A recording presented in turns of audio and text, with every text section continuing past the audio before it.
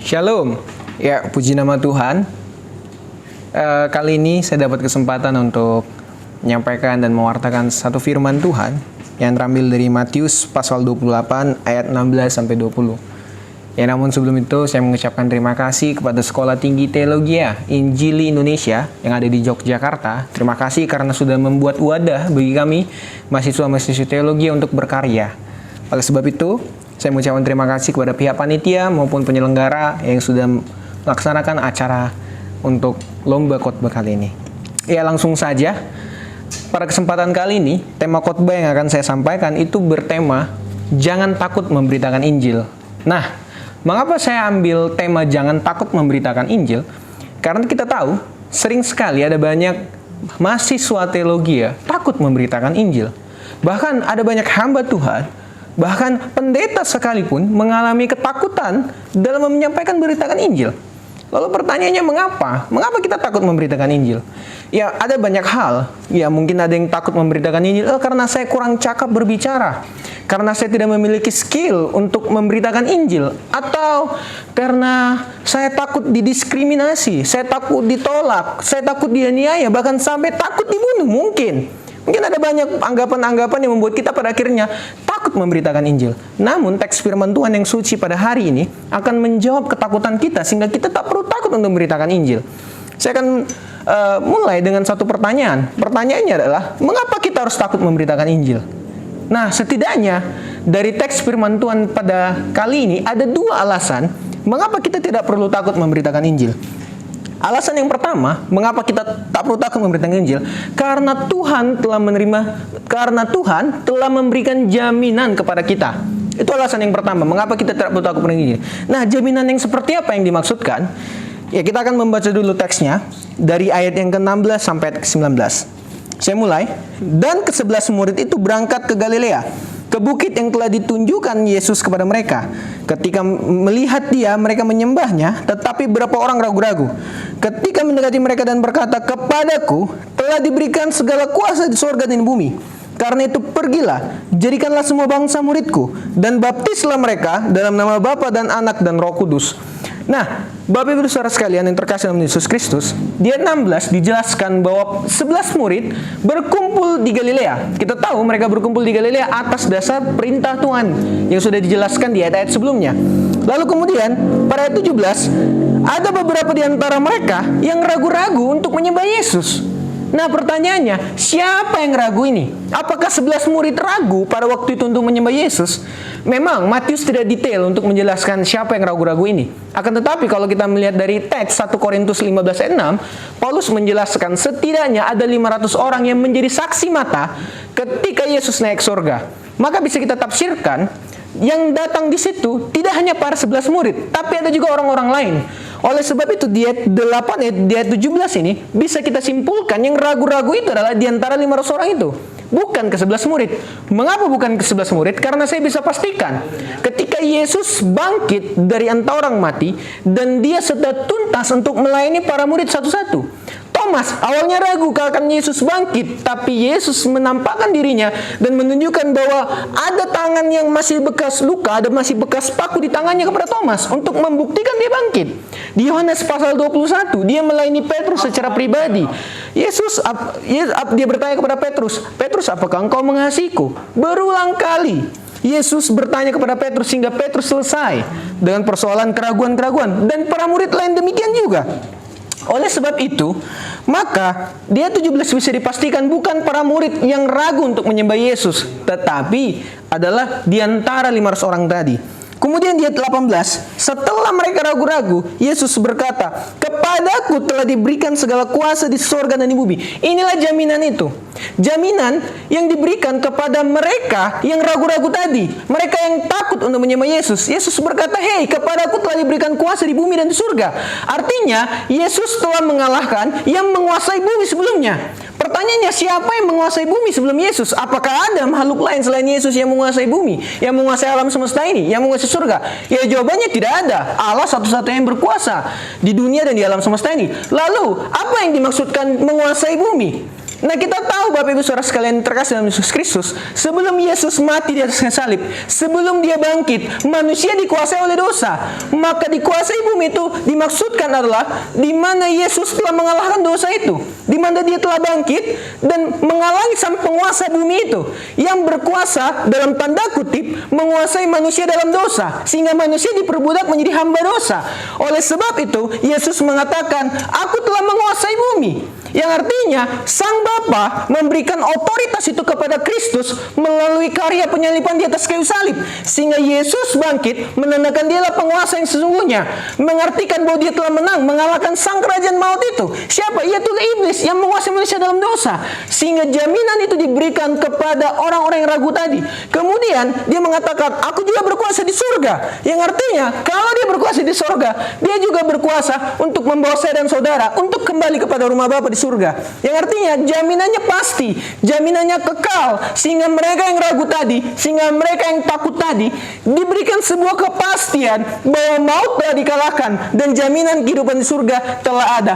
Oleh sebab itu, di ayat ke-19, setelah dia memberikan jaminan itu, maka ia menyampaikan amanat agung kepada para murid dan 500 orang yang datang di sana. Sehingga Yesus berkata, "Pergilah, jadikanlah semua bangsa muridku." Nah, bisa kita tafsirkan, bisa kita simpulkan, amanat agung, perintah untuk memberitakan Injil atau amanat agung ini ditujukan kepada orang yang telah menerima jaminan itu, kepada orang yang telah percaya kepada Kristus. Nah, lalu artinya apa?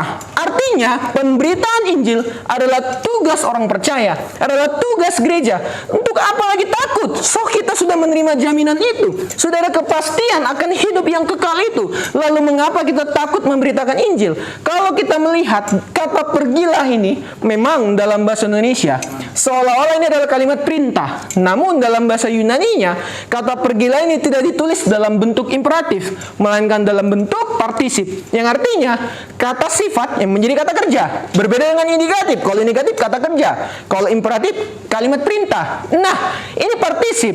Partisip itu adalah kata sifat yang menjadi kata kerja. Oleh sebab itu, kata "pergilah" di sini merupakan sesuatu yang terjadi secara otomatis. Yang artinya setelah orang menerima jaminan itu, setelah dia mendengar kata "Kepadaku telah diberikan kuasa di bumi dan sorga", maka setelah itu secara otomatis orang percaya ketika dia menerima Yesus sebagai Tuhan dan Juru Selamat yang berkuasa dan hidup, maka dia pergi memberitakan Injil secara otomatis. Oleh sebab itu, pemberitaan Injil, orang yang pergi memberitakan Injil bukan pergi dengan perintah yang dipaksa, bukan pergi dengan keterpaksaan, melainkan pergi dengan tulus, dengan hormat sebagai respon dia sebagai orang yang telah menerima jaminan itu.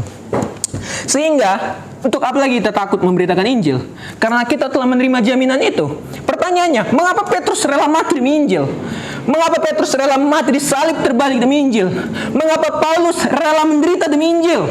Mengapa Yohanes rela dibuang di Pulau Patmos, digoreng hidup-hidup demi Injil? Mengapa Thomas dan para murid lainnya rela mati demi Injil? Jawabannya cuma satu, karena mereka yakin telah menerima jaminan itu.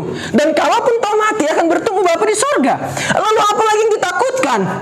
Lalu kalau kita melihat lagi yang lebih jauh lagi, mengapa banyak misionaris rela mati, menderita, menganiaya oleh Injil? Jawabannya satu, karena telah menerima jaminan itu. Yesus telah mengatakan bahwa "Kepadaku telah diberikan kuasa di bumi dan di sorga". Artinya engkau aman di bumi ini. Sebab apa? Sebab Dia yang telah mengalahkan maut itu. Maka sama seperti yang Paulus katakan dalam 1 Korintus pasal 15, "Hai maut, di mana kesengatmu? Hai maut, di mana kemenanganmu?" Sebab Yesus bangkit telah mengartikan bahwa Dia telah menang atas segala penguasa di bumi. Maka roh jahat, dosa-dosa tidak perlu lagi menjadi ketakutan kita untuk memberitakan Injil.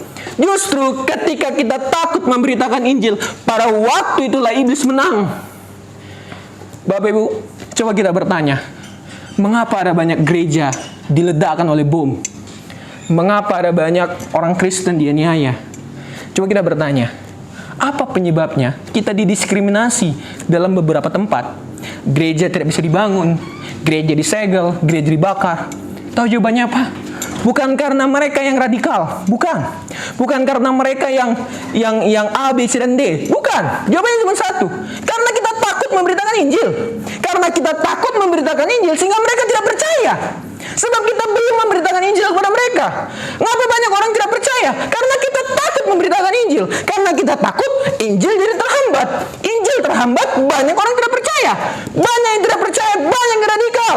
Oleh sebab itu, salah kita. Mengapa banyak gereja terbakar? Sebab kita ragu untuk memberitakan Injil. Kita takut untuk memberitakan Injil.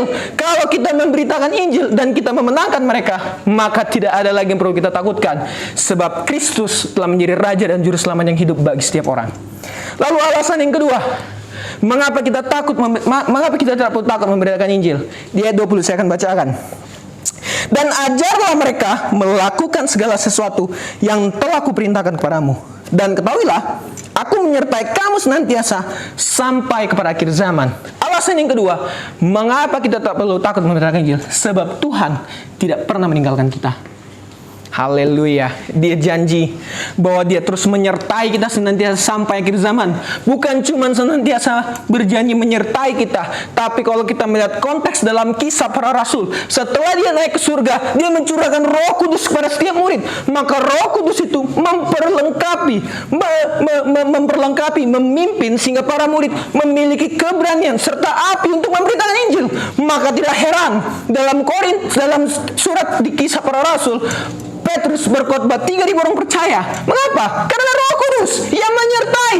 Ada Roh Kudus yang memimpin, yang memberikan kuasa, yang memberikan karunia untuk kita memberitakan Injil. Lalu untuk apa lagi takut memberitakan Injil? Ada kuasa Roh Kudus, ada pimpinan Roh Kudus yang menyertai kita, yang menuntun kita. Maka Bapak Ibu Saudara sekalian, saya mau tekankan, mengapa Petrus rela mati demi Injil? Mengapa Paulus rela mati demi Injil? Mengapa para murid yang lain rela mati demi Injil? Jawabannya satu, mereka telah menerima jaminan dan mereka percaya Roh Kudus ada bersama-sama dengan mereka, memimpin setiap pelayanan mereka. Lalu, untuk apa lagi kita takut memberitakan Injil? Justru yang harus kita takutkan adalah ketika kita tidak memberitakan Injil pada waktu itu, makin banyak orang tidak percaya dan makin banyak orang-orang yang akan mengkhianati kita. Untuk mengakhiri khotbah ini, saya punya satu cerita. Ada satu penginjil namanya Naksong. Dia ini berasal dari India, dari suku Garo. Nah, si Naksong ini, dia ini ditangkap oleh kepala suku karena dia Kristen dan dia dianggap mengkhianati sukunya. Kemudian kepala sukunya bilang, "Kamu mau sangkal imanmu atau anakmu mati?" Karena pada waktu itu anak dan istrinya dibawa. Kemudian dia bilang, "Mengikut Yesus keputusanku, kuta ingkar."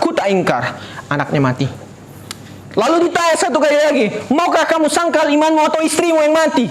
Dia dikatakan, "Salib di depan, dunia di belakang, kuta ingkar." Mati istrinya. Lalu dia tinggal sendirian.